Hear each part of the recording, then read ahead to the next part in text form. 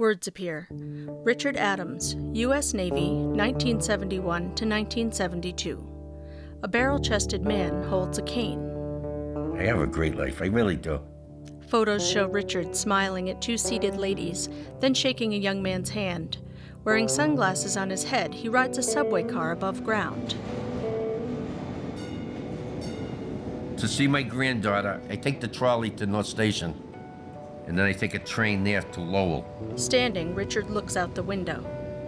But years ago, taking the trains and buses were awful. Number one, I couldn't get on when it was crowded. Sometimes I'd have an anxiety attack, and then when it stops at the next stop, I would get off. I'd be sweating and everything. Sometimes I even started talking to myself on the train. It was crazy. I mean, I'd yell, "Hurry up, open up this door," you know? And someone on the train says, "Hey, what's wrong with you?" And they turn around, "I'll come over and kill you, you son of a bitch."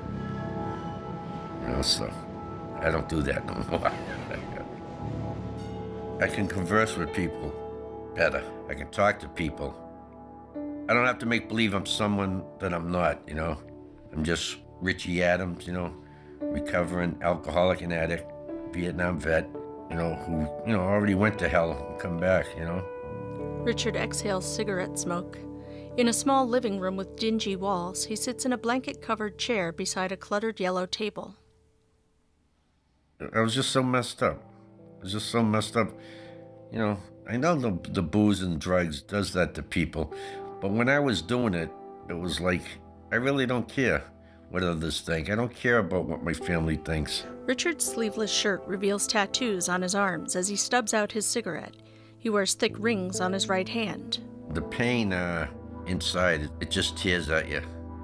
Not just at your insides, but in your mind too. Like there's no way out. You know, either I'm gonna kill myself or someone's gonna kill me. Framed photos around the apartment show a thin man holding a baby, a toddler on a beach, a group photo, and a sleeping infant. Richard sits on the corner of a bed. I think a lot of it had to do with in the military. I was robbed, I was assaulted in the Philippines, and assaulted sexually. And when I got back on the ship, I didn't tell nobody, so I just kept it that way, you know?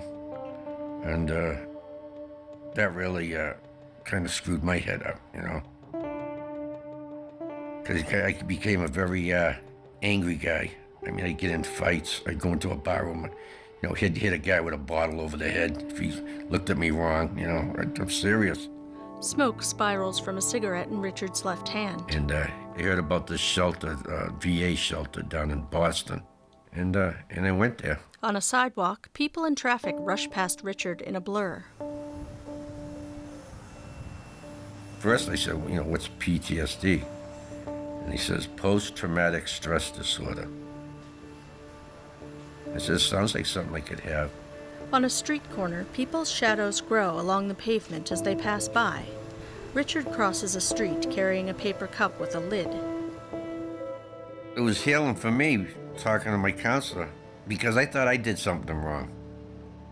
And talking to her about it, it's just more or less felt that I didn't do anything wrong. I was a victim, and I was ashamed. And I'm not ashamed today, you know. She was a big help.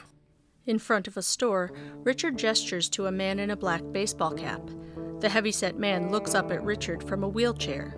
Later, two young men join them. But I do have a great life. I really do. I'm content. I love people. I go out, I walk. If I want to walk down the store, grab a newspaper, read the paper, do a crossword puzzle. And I look around and I said, man, I can't believe this. He says, I made it, you know. Some people say, made what? I says, I made it. I'm a human being today, a good human being. Inside, Richard grins at a cashier. You know, I wish I knew I had this earlier, you know, but I always believe that everyone finds out about themselves sooner or later in life. And it's never too late, you know?